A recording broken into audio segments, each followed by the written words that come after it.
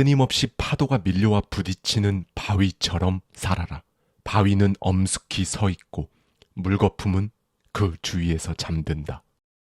여러분은 성공합니다. 여러분이 그걸 원했기 때문이죠. 안녕하세요. 하와이 대저택입니다. 네, 여러분. 성공이라고 부를 수 있는 삶, 자신이 원하는 삶을 산다는 게 사실 그렇게 쉽지만은 않습니다. 그렇죠? 늘 꽃길만 있으면 좋겠지만 인생의 순간순간마다 마주하게 되는 그런 고통과 시련이 정말 누구에게나 있거든요. 우리 구독자님들 중에서도 지금 이 순간 그런 시기를 지나고 있다고 그렇게 느끼시는 분들이 분명히 있으실 거예요.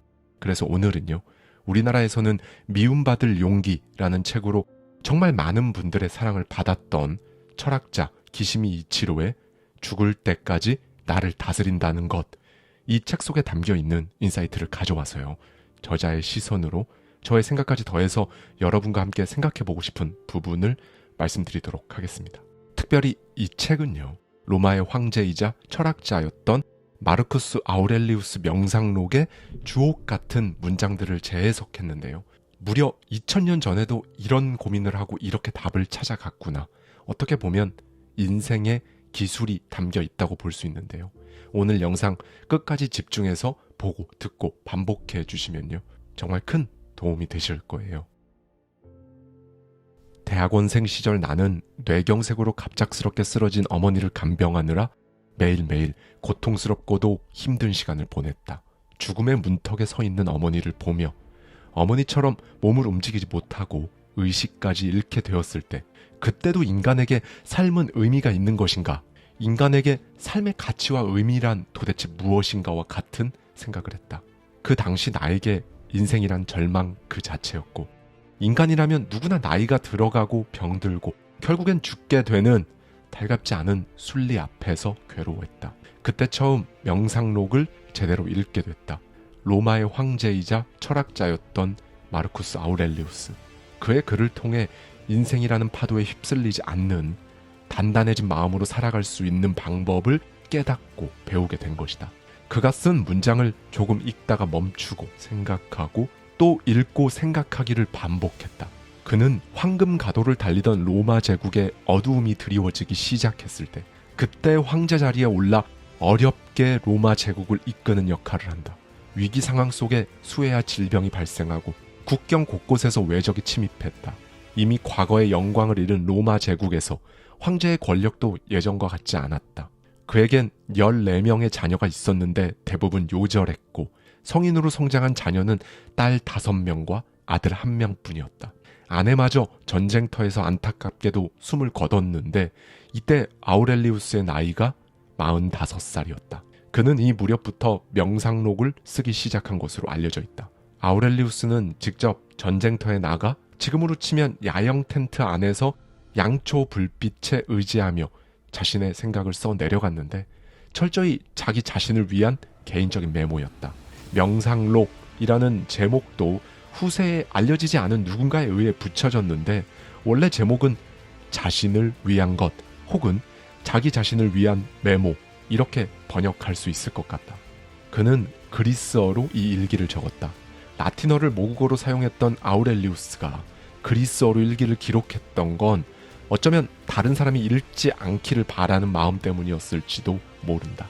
또 그는 누군가에게 자신의 의견을 막 피력하거나 설교하려는 목적이 아니라 자기 내면을 들여다보고 자기 행동을 반성하고 자신을 타이르기 위해 글을 썼기 때문에 자기 자신을 너라고 부르며 자신과 대화하는 방식을 사용했다.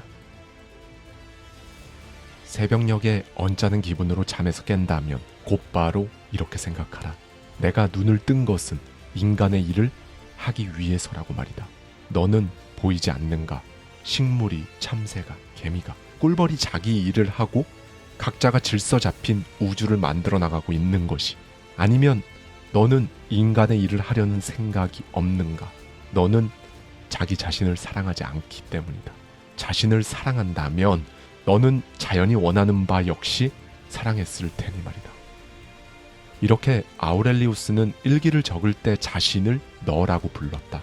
스스로를 객관적으로 보고 느슨해지기 쉬운 자신과의 내적 대화를 마치 다른 사람과 대화할 때처럼 그렇게 긴장감을 주고 긴박하게 만든 것이다.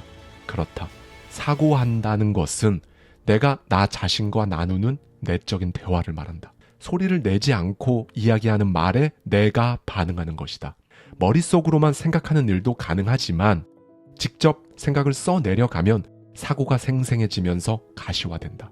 머리로는 알고 있는 것 같지만 막상 써보면 알지 못한다는 것을 깨닫게 될 때가 너무도 많다. 또 알고 있다고 해도 실천하는 게 어렵게 느껴진다면 왜 그렇게 생각되는지를 일단 막 적어보면 알게 된다. 그러면 왜 그동안 실천하는 게 그렇게도 힘들었는지 그 이유가 보이기 시작할 것이다. 사실 있는 그대로의 자기 자신을 마주한다는 것은 정말 어려운 일이다. 우연히 자신의 목소리가 녹음된 걸 들어본 사람조차 놀라게 된다. 낯설기 때문이다.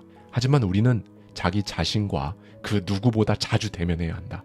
낯설고 부끄럽고 그 모습이 싫을지라도 마주해야 한다. 아우렐리우스는 자신의 못난 모습도 솔직하게 가감없이 써내려갔다. 자신을 부끄러워하라. 너에겐 너 자신을 존경할 만한 일이 아마도 없을 것이다. 너는 그저 남의 영혼 속에서 너의 행복을 찾고 있구나. 행복하기를 바라지 않는 사람은 없다. 이 말은 불행을 바라는 선택지는 없다는 말이다. 그런데도 우리는 왜 쉽게 행복할 수 없는 것일까? 왜 행복이라는 이 단어가 막연해 보이고 닿을 수 없는 곳에 있는 것처럼 그렇게 멀게만 느껴지는 것일까? 아우렐리우스의 말처럼 우리가 남의 영혼, 다른 사람에게서 자신의 행복을 찾고 있기 때문이다. 즉, 나에게 있어서 무엇이 행복인지를 전혀 모르고 있다는 이야기다. 스스로가 불행하다고 생각하는 사람은 불행의 원인을 바깥에서 찾는다. 다른 사람이 자신에게 해를 입혀서 불행하다고 생각한다. 교사는 학생에게 문제가 있으면 학부모에게서 원인을 찾는다. 또 부모는 학생에게 문제가 있을 때 교사에게서 원인을 찾는다. 대부분 자신이 아닌 다른 사람에게서 불행의 원인을 찾으려고 한다. 만약 불행의 원인이 타인에게 있다고 하더라도 타인의 생각과 행동을 쉽게 바꿀 수는 없다. 안타깝게도 자기 자신을 바꾸는 방법밖에는 없다. 이 말은 우선 자신이 할 수 있는 일을 먼저 생각해야 한다는 것이다. 자꾸 밖으로 다른 사람에게로 눈을 돌리면 자신의 리듬을 잃게 된다. 다만 이 말이 단순하게 참으면 된다거나 모든 것은 마음먹기에 달렸다는 그런 단순한 의미가 아니다. 자신이 할 수 있는 일과 할 수 없는 일을 분명하게 구분할 수 있을 때 그때 진정한 평정심을 찾을 수 있다는 것이다. 알 수 없는 것은 타인의 마음뿐만이 아니다. 자신의 마음 또한 반드시 안다고 할 수 없다. 하지만 그 마음의 움직임을 수시로 포착하기 위한 노력은 정말 중요하다. 자기 안에서 무슨 일이 일어나는지 그걸 가장 먼저 알아차리는 일, 그보다 중요한 일은 없다. 분노나 증오 또는 슬픔의 감정은 자신을 향한 타인의 말과 행동 또는 가까웠던 사람과의 이별을 통해 생겨난다. 이런 외부 요인의 영향을 받더라도 마음이 요동치는 것을 억제하고 그 가운데서 자신을 잃어버리지 않고 마음을 유지하는 것이 진정한 행복이라고 아우렐리우스는 말한다. 이런 마음 상태를 아파테이아, 즉 평정심이라고 한다. 강함과 체력과 용기는 붕괴하며 불만을 품는 사람에게 생겨나기 어렵다. 평정심에 가까우면 가까울수록 강함과 체력과 용기에 가까워지기 때문이다. 슬픔과 분노는 약자의 것이다.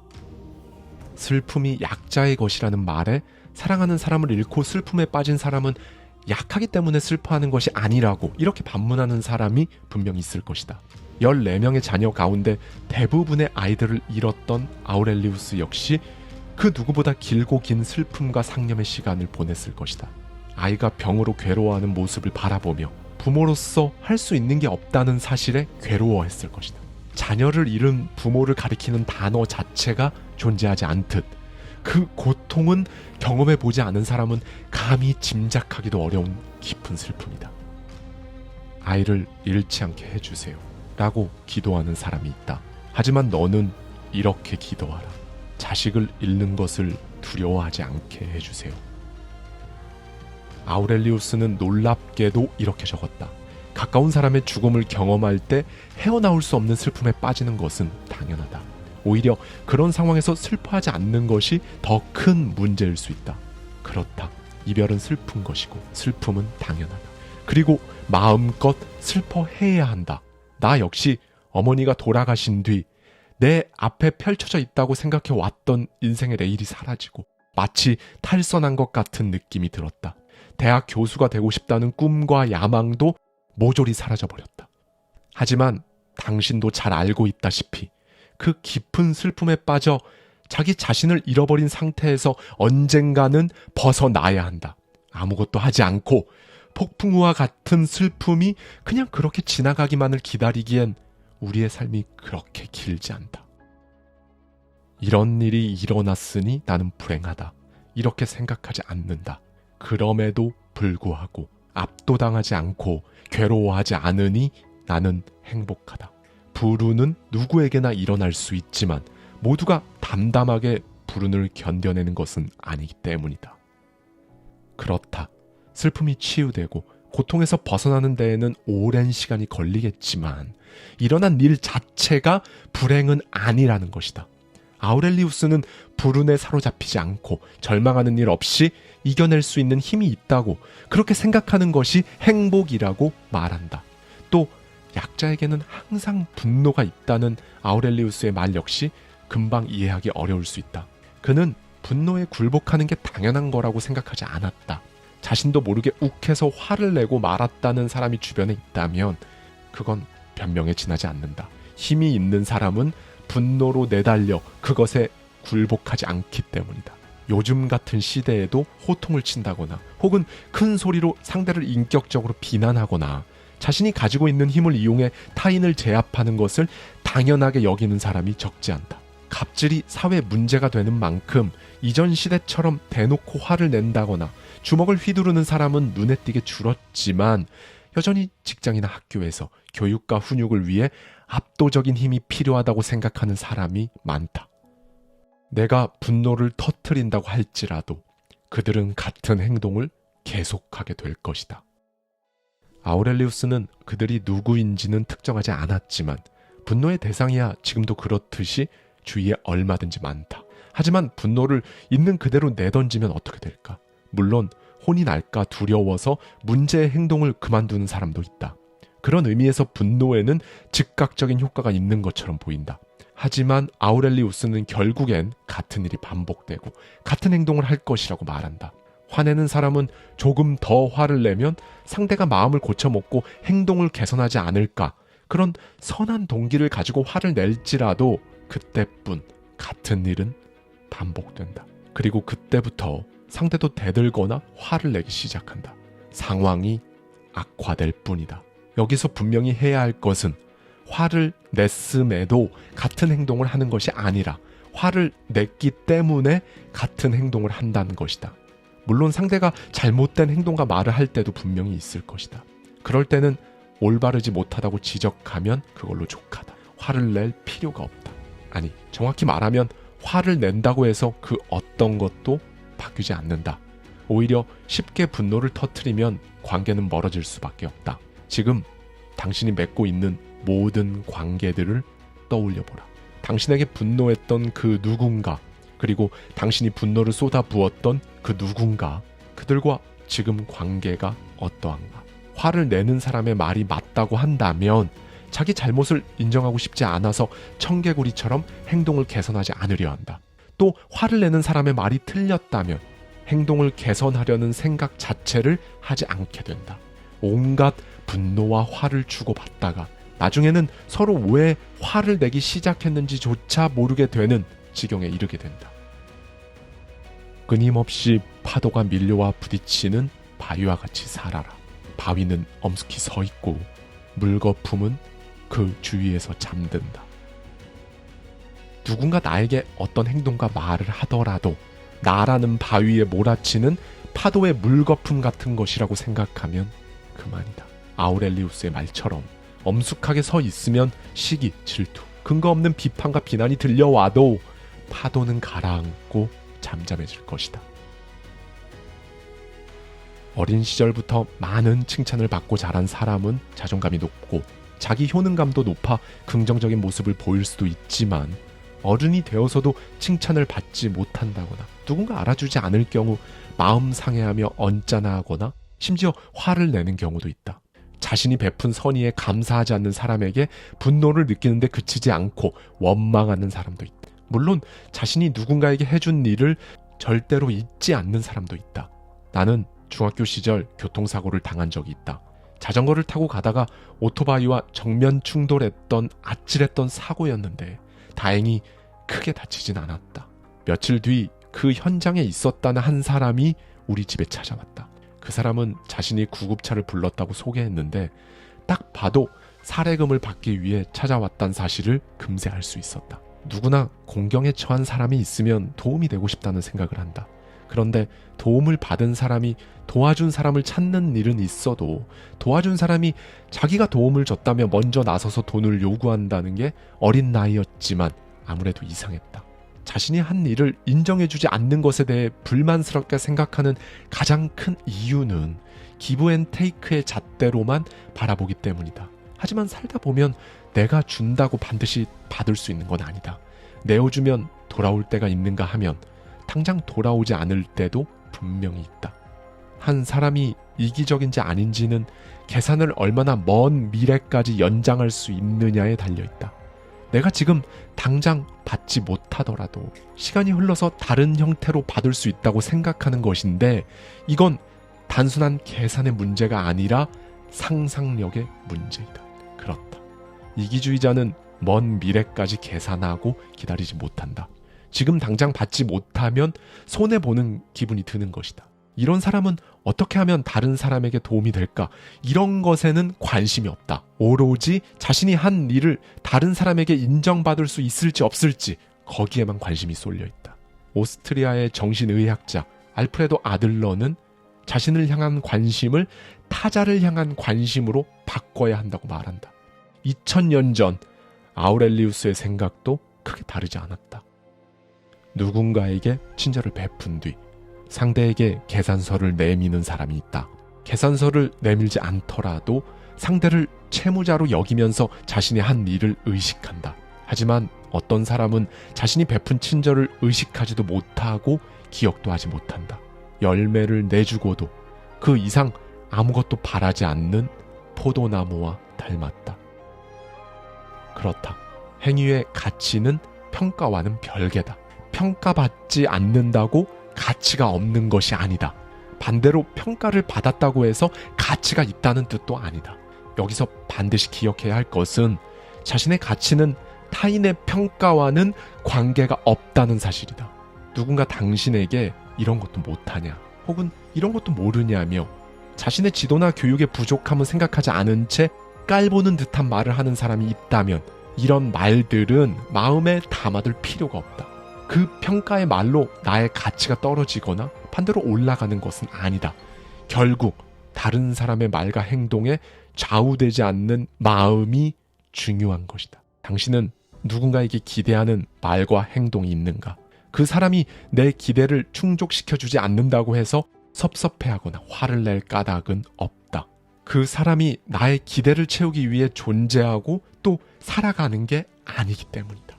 내가 타인의 기대를 채우기 위해 존재하는 것이 아니듯 말이다.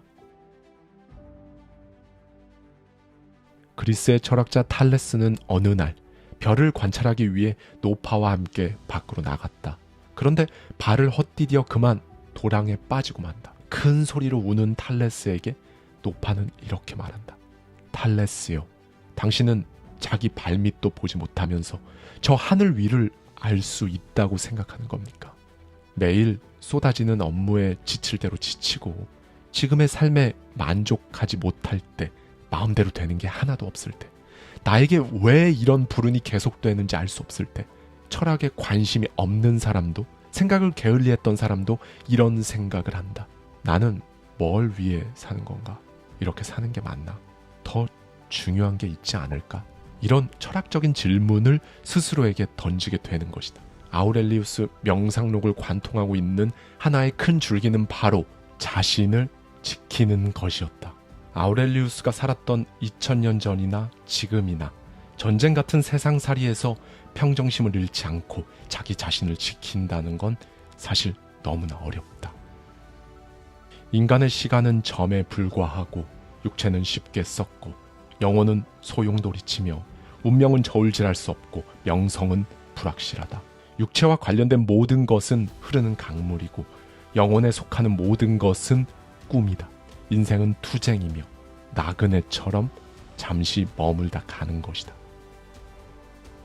흙탕물처럼 앞이 보이지 않고 뒤엉킨 것처럼 보이는 인생일지라도 마음이 흐트러질 때마다 자기 안으로 들어가라. 그리고 자신의 목소리를 들어라. 당신만이 당신을 바꿀 수 있다. 감사합니다. 지금까지 하와이 대저택이었습니다. 저와 함께 매달 한 권씩 책 속에 담긴 격렬한 통찰을 통해 한 단계 더 성장하고자 하는 분들은 아래 고정되어 있는 댓글을 참고해 주세요.